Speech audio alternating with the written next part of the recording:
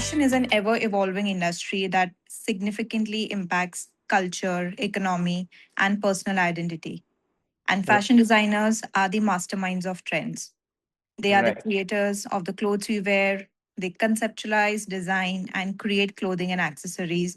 And they start by brainstorming ideas and continue until the finished product walks down the runway, adding their special touch to every detail. Right. Hello, everyone. You're listening to Industry Wired Conversations, your front row seat to founder journeys, leadership insights, and the real stories behind how industries run.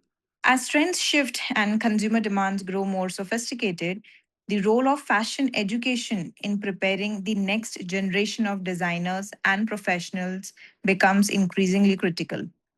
Let's welcome Rinesh Dalal, Director of JD Institute of Fashion Technology, to explain and help us understand that how fashion and design education is empowering the next generation of creators.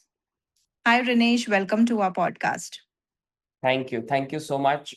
First, I would like to thank all of y'all, for having me on this platform and also choosing me as a medium of communicator to the audience in terms of leadership, in terms of the fashion design industry, and a lot more fun, to be honest. As you rightly mentioned, fashion is the industry that, of course, decides trends. I would say fashion, yes, but design industry as a whole today is evolving rapidly, and in a country like India, where even the government is promoting design education, fashion education, creative education, to be honest, we are in the right space, considering the future. Definitely, Avrinesh, and I think we are going to explore more about it in our conversation. But before that, let's give our listeners a basic understanding of your organization, its specialization, and alongside that, a little bit more about you, Rinesh. How has the journey been till date, and what exactly is your role at the company today? I am the third generation in this profession. This brand, JD Institute of Fashion Technology, was, founded by my grandfather. And then the second generation, my father took over the legacy, and now I'm the third generation taking over from my father. Right. As per degree, I am a filmmaker. I hold a bachelor's and master's in filmmaking. So I say run a separate business into films as well, into ad films and music videos. I always wanted to be in the creative part of any industry that I work in, because growing up, I've always been, in a family that has been, yes, business, but the other one, fashion design, communication design industry altogether. So I've always seen that, creative aspect running through in my blood. So I chose filmmaking as a profession, went to a very renowned college in Mumbai, and then probably masters also I did from there. And that's something that helped me gain my street smartness. JD Institute of Fashion Technology is one of India's longest standing design education institutes. We have a legacy of around 37 years. We are in the 38th year. So, we are primarily the oldest private institution in terms of the fashion interior design education. With a legacy of nurturing creative talent across, as I mentioned, design industry, what makes us distinctive is our pan-India footprint. We operate through a network of centers across the country. We run on 49 centers. We are soon going to be crossing 50 centers, which we're going to launch with a bang. You know, we're not just in Mumbai or Delhi or Bangalore. We are educating designers in tier two, tier three, opening up creative careers to students who, a generation ago might not have considered that design is a viable path. You know, our specialization lies in intersection of craft and contemporary practice. Now, we've consistently believed that Indian designers carry a very unique advantage in terms of couture, in terms of the Western outfits, in terms of, great furniture designs. We really, really, hold a very unique advantage. Proximity to extraordinary craft traditions. Talking about a curriculum at JD Institute, we've always been known for the placements and the academics that we provide to each student. Yes, design space it comes with glamour. I agree with that. But at JD, what we've always followed is that along with glamour, we want to fulfill the right academic need to any student. And that's something that, with the generations, we've been able to follow, and we've been known for that. I primarily sit in Bombay, but I keep traveling to different centers, as it's I believe that, they're not my partners, they're my family. So I want to keep everybody intact with me. I want to be involved in all processes, so that, we grow together. And when we are in the education profession, we want to grow together, have that great leadership qualities amongst everybody who deals with students. So I get to see what's happening at the head office level in terms of long term institutional direction. I also get a granular view of how design education is being delivered, received, and shaped on a ground level, with different regional context of India. So yeah, this is something about JD Institute, something about me. Great. Great. Thank you, Ranesh, for sharing that. And I think that definitely gives our audience a clear understanding of the kind of vision that you and, JD Institute is driving forward. And we are really also glad to know about you and your journey and the kind of skills you pertain and how you are trying to not change the education of a fashion and design, but how you're trying to evolve in order to keep it, aligned with the changing industry expectations and consumer demands. Absolutely, absolutely. Thank you so much. Great. Moving ahead, if you talk about design education or even fashion education, specifically in India, I think it has undergone a significant transformation over the past few decades. Right. With the increasing demand for creative problem solving, innovation, and user centric design, design education field has expanded beyond traditional arts and crafts to encompass, product design and fashion, animation, and a lot of other aspects that are related to designing. So Right. I think this evolution of fashion also reflects the changing fashion lifestyle industries, where students are trained in digital fashion as well as brand strategy. Right. So, how would you describe this evolution of fashion and education in India, and what has particularly driven this shift? I'll put this into three different waves, to be honest. Right from the time when we started off in 1988, that is the actual data that I can give it to you. 1988, I mean, till the early 2000s. Then 2005 to 2018 was the second wave. And post that, we are in the third wave. The first wave from 1988 through the early 2000s, it was more about establishing that, you know, design is a legit career. Design education in India was a niche pursuit. It is still very niche in tier 2, tier 3. Parents needed convincing that fashion or interior design was a real career, as I mentioned. Institutions, in that area did the hard work of building credibility, proving that design wasn't a hobby but a discipline with rigor, theory, and practical potential. When we talk about the second wave, 2005 to 2018, it was more about expansion, specialization.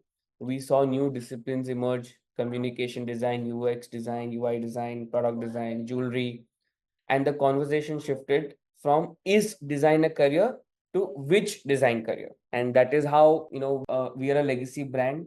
We've seen, different waves, so that today when we are expanding into tier 2, tier 3, and when people come up with certain questions, we are able to relate. We've outgrown from that particular space. Indian designers started gaining international visibility. Our institutions began building global partnerships, faculty exchanges, and updated curriculum. Now, since we're in the third wave, it's about the democratization and digital transformation. Because today, as I mentioned, everything is AI, everything is digital. Students, when they come to us before the admission process, 95% of the things they already know. So even when the counselors are trying to speak to them, get the best out of the student in the interview process, they actually know everything. But again, because of digital proceedings, they're still a little conservative in terms of communication. So that is something that we want to bridge now.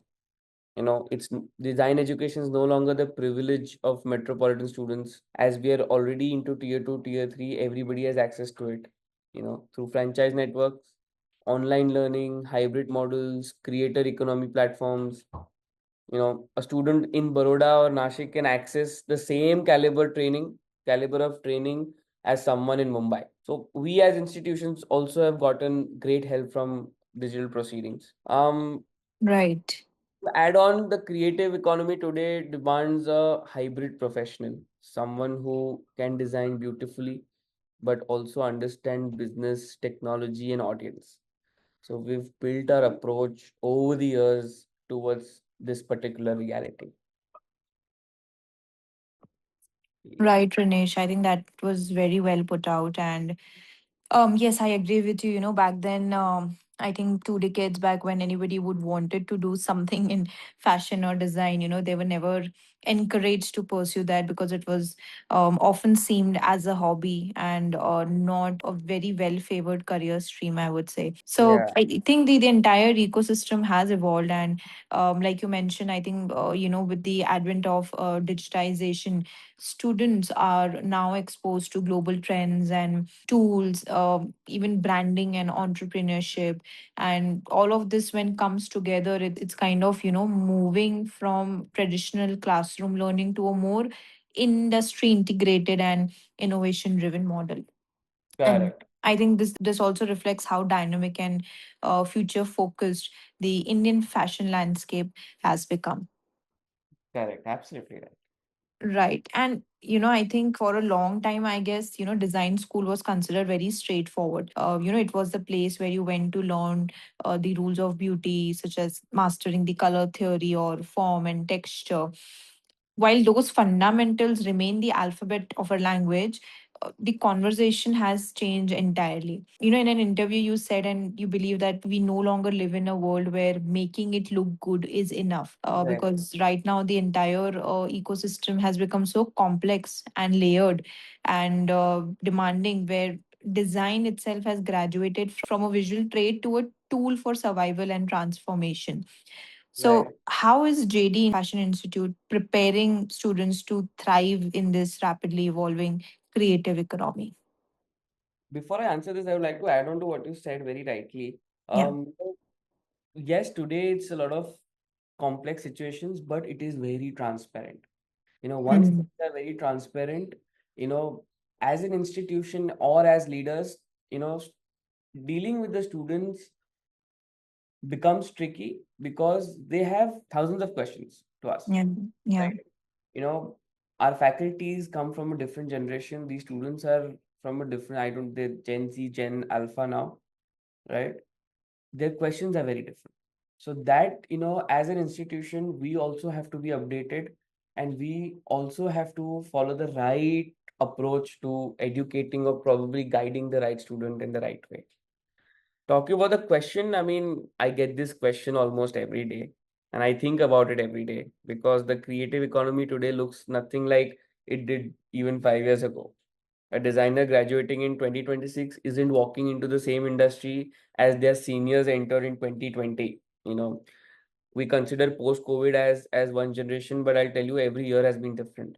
They might launch a label on Instagram before they finish their final year. They might earn from content before they earn from collections. They might design a metaverse showroom before they design a physical store. So our preparation has to match this new reality, and we've built our approach across several deliberate pillars. What we've done is that a lot of students come to us for placements. We at JD, what we've done is that, okay, placements, we are the right people and the right institute to provide placements.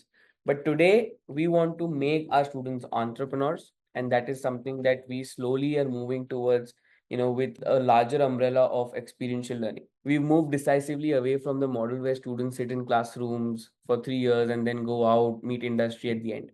What we've done at JD is that industry exposure begins from the first semester. Our students participate in live projects, brand collaborations, store visits, craft cluster immersions.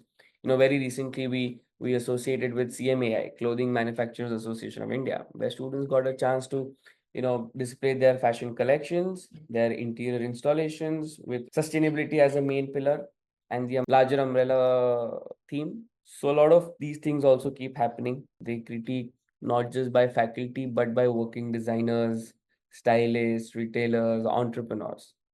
Now, by the time they graduate, they've already had dozens of conversations with the industry that shape their judgment. I wouldn't say they learn. Yes, they learn a lot, but to point out at the right thing, that shape their judgment towards the industry. That is very, you know, important for a student today, of whoever he or she is attending a particular industry masterclass at JD, of what I feel. Because I am also young, I understand what students want. Great example is a recent JD Open Day at the Vashi campus. We built, there's a 4-in-1 platform, a student showcase, fashion runway, interior exhibition, and a celebrity masterclass. So for a student, walking through that day is equivalent of a mini industry boot camp. They learn how to present, how to handle feedback in front of an audience, how to network with seniors, how to articulate their work to someone who is not a designer. These are the skills that, I don't feel that a book can teach. This is something that is again comes under experiential learning. We differentiate ourselves from purely Western style design schools. Our students are trained in contemporary digital toolkit like pattern making software, 3D garment visualization, parametric designs tools, AI assisted ideation now, because as institution we also want to encourage students to use AI. I don't want to discourage them by saying them, okay, don't use AI because it may replace you. AI is a very good friend. Keep it as a friend. It will just boost your career to the fullest. That's what I feel. They're also taken deep into India's craft ecosystem, because I want. So what is happening today is that a student of this generation is not completely aware about the culture of India, and that is something that I want to promote to the fullest, because India is large at culture, and there's no better culture in the world than India, as I believe. So I want them to be rooted. I want them to be aware of each and every culture of India in terms of design. And that is how they work with weavers, karigars, block printers, embroiders, carpenters, furniture designers, product designers. They understand textiles not just as fabric but as a living tradition. The single biggest shift in our industry is that a huge percentage of design graduates today won't take up a traditional job. They launch their own labels, as I mentioned, in entrepreneurship, build content brand, freelance, consult, or set up small studios because they're smart. Real estate is also very expensive in a city like Bombay, Bangalore, Delhi, Chennai, Calcutta. Tier 2, yes. Tier 3, it's still growing. Our curriculum has evolved to recognize this particular aspect. So we teach personal branding, content strategy, social media, you know, Right. financial literacy also, pricing Mm. strategy. So all these unconventional, subjects and modules are added as value addition in the curriculum. So Right. holistically, when a student joins JD, he or she is able to understand and be related to each and every subject, because these small subjects are not subjects anymore, they're industries, Yeah. it on a large level. Right, right. And I think that's really important because, especially at a time when creative industry is, evolving so fast, that we need institutions today that are no longer just teaching design as a skill, but Right. are holistically, preparing students, just like you said, like more like future ready creators and entrepreneurs. And I think it's really encouraging to hear how JD Fashion is aligning education with these changing industry expectations and helping students build both creative confidence and professional adaptability. Right, Because because what when they don't, have experienced something in life, today mhm, realization is the best realization. yeah. At my BDES course, I urge students to probably go to a church station, spend a day over there, look at Hmm. people. That is the time when they learn the most, because True. understanding people analysis is very important in design industry. Very true. Yes. And I think overall, it's more about staying relevant and versatile, rooted, and ready to evolve with the industry. Absolutely. Without experience, it's very Yeah. difficult. Yeah. Yeah.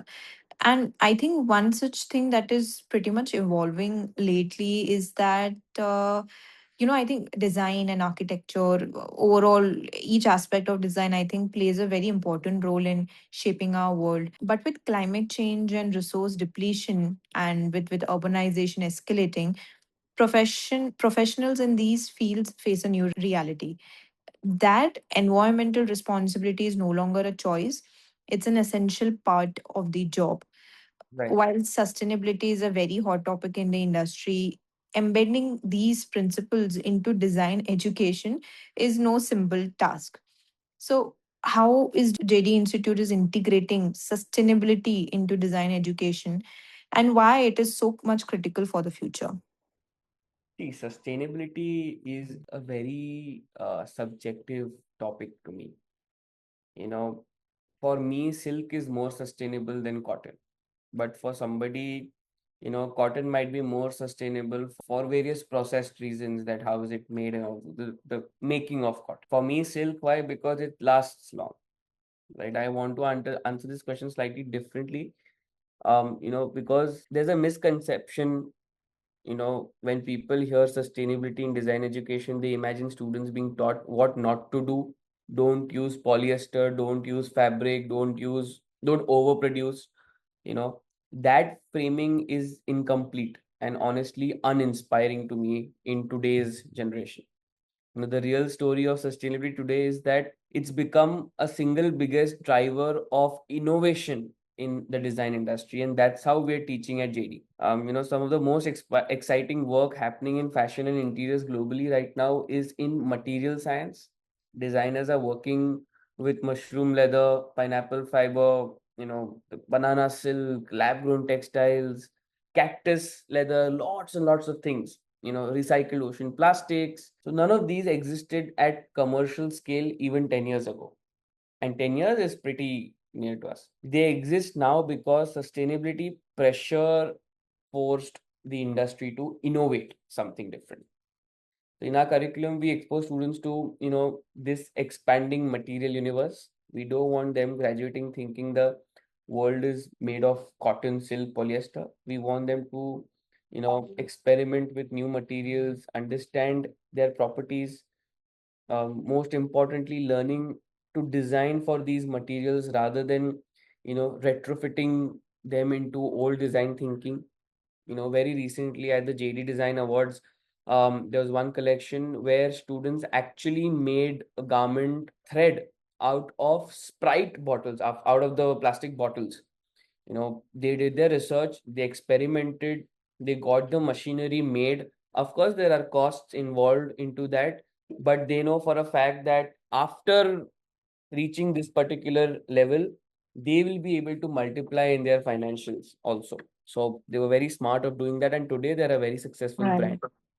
You know, Sustainability is reviving craft as innovation, as I rightly mentioned. Yeah, I think I agree with you, Ranesh, with your perspective that you share that um it's in educating fashion or design and the role of Right. sustainability. I think it's important that you encourage student to think long term, not just about how a structure looks, but how it performs environmentally, economically, and socially over decades. Right. And that shift in mindset is important because these set of designers will I think influence how future cities or workplaces and communities are built. And I think that's very important when these professionals are creating something that is both innovative and responsible in a certain way. Right. Right. So, having said that, I mean, I want to, talk about India. I think India stands at a very transformative journey to become a global hub for creative industry. Mhm. Because it has over now 300 universities, 3,000 colleges offering programs in design, arts, and I think the nation has developed a strong foundation of creative talent. Right. So, what makes India uniquely positioned to contribute to the global creative landscape? I would just, sum it all by saying that India has the biggest consumption power, A, and Mm-hmm. B is that traditionally also India has always been creative. As I mentioned, going back to my previous answer, culture is something that, you know, India is very large at. There is so much creativity in India, and today, with the help of technology, the creativity of India is coming to light on a global stage. But we've been creative right from decades and decades of centuries, to be honest.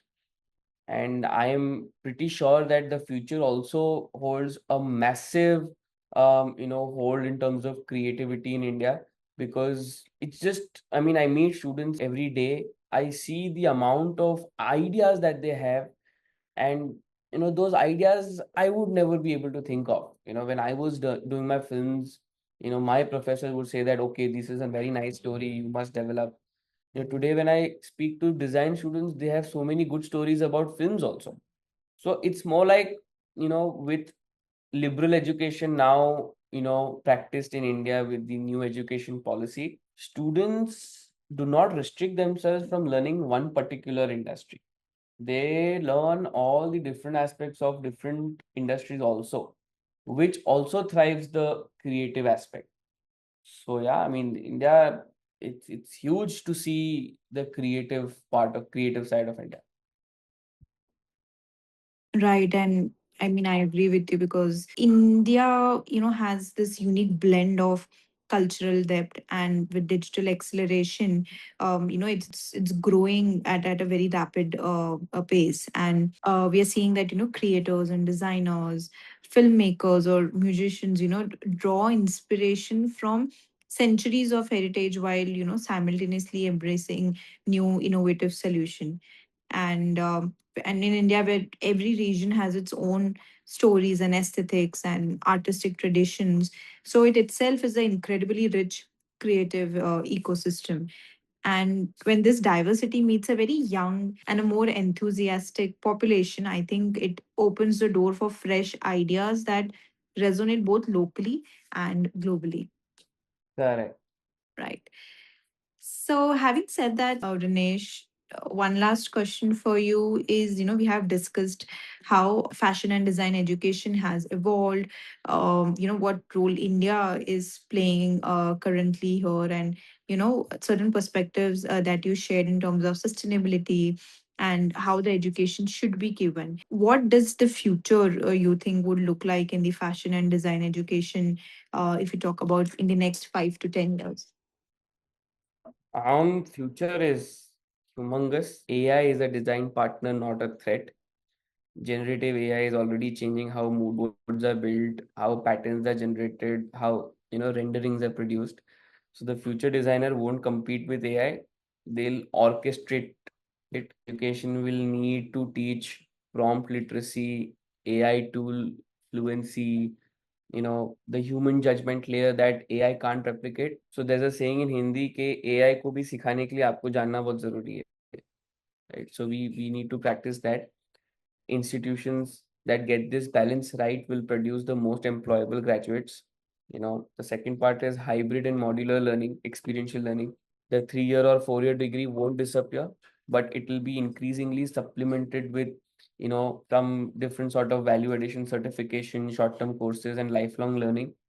That we've also practiced that. We have a brand called JD Online, where whoever applies at JD Institute gets free access for life at JD Online. So whenever we are launching new courses, they are still at par with the industry.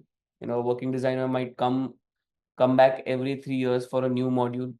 Education will become a continuous relationship, not like a one time transaction. Then industry embedded curriculum is of course something that we're practicing already, but it needs to get deeper and deeper with the coming years. As you mentioned, like next 5 10 years, the walls between classroom workplace will continue to blur. Expect to see Right. live client projects becoming standard, internships starting the first year, and faculty being drawn increasingly from active industry practice rather than purely academics. Mhm. Sustainability as default, not a differentiator, something that might come up Yeah. in the next 5 10 years. And Right. of course, with the growing infrastructure in India, transportation also will become easy so that students can commute to different cities for exploration and all of those things. Right, Rinesh. And I think The future of fashion in India is not just about trends. I think it's more about nurturing the talent. And, I think as the fashion world continues to evolve, the importance of comprehensive and forward thinking education cannot be overstated. And by fostering innovation, sustainability, and a deep understanding of both the creative and business side of fashion, I think educational institutions Right, are ensuring that the next generation of designers and professionals are well prepared to lead the industry into the future. Thank you so much, right, Rinesh, for taking out the time and effort to be on a podcast and helping us understand that how JD Institute is offering world class education, and aspiring designers now have access to top notch training and exposure to the global fashion scene. And I think institutions like JD Institute, they are not just teaching the technicalities of design, but also fostering creativity, innovation, and business acumen among students. Thank you for your thank insights, Rinesh. It was lovely chatting with you. thank you so much, thank you so much. Thank you. So, this is for our listeners. I hope you enjoyed today's discussion around the evolving trends of fashion and design education, and of course, how the education system should evolve to keep up with the evolving trends and create leaders in this industry. Stay tuned for upcoming episodes, and you can view all our previous episodes on Spotify and other leading platforms. Thank you so much.